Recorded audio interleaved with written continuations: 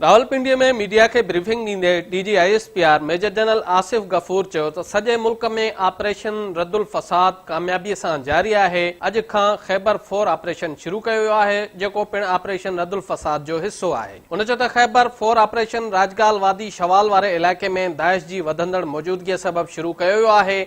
Operation जो मक़सदु सरहद पार मौजूद वेढ़ाक तंज़ीम दाइश जूं पाकिस्तानी इलाइक़नि में कार्रवायूं रोकणु ऐं इलाइक़े में दाइश जो असर रसूख़ ख़त्म करणु आहे। खैबर का बॉर्डर जो राजगाल के साथ अफगानिस्तान के साथ लगता है, पिछले चंद महीनों की डेवलपमेंट अगर आप फॉलो करते रहे हों तो दाइश की मौजूदगी वहाँ पे बढ़ती जा रही है। तो ये ऑपरेशन करना इसलिए भी ज़रूरी था कि दाइश जो वहाँ पे इस्टेब्लिश हो रही है उसका पाकिस्तान के इलाके में राजगाल वैली के थ्रू उसका इन्फ्लुएंस जो है उसको हम ख़त्म कर सकें।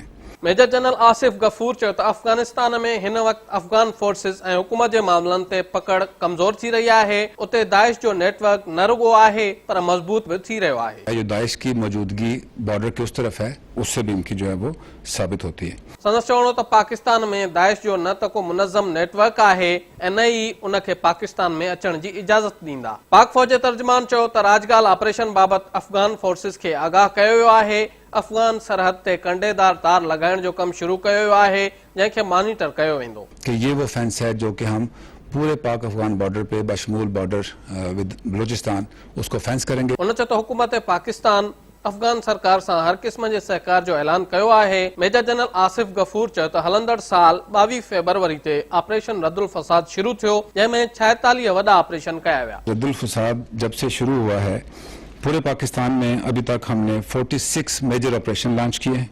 संदसि चवणो त कराची में दहशतगर्दी जे वाक़ियनि में 98% घटिताई आई आहे, जॾहिं त ईंदड़ ॾींहं में अञा बि घटिताई ईंदी। पाक फौज जे तर्जुमान चयो त ऑपरेशन रद्दुल फसाद तहत सिंध में 522 दहशतगर्दनि हथियार उछलाया, जॾहिं त 12 मारिजी विया।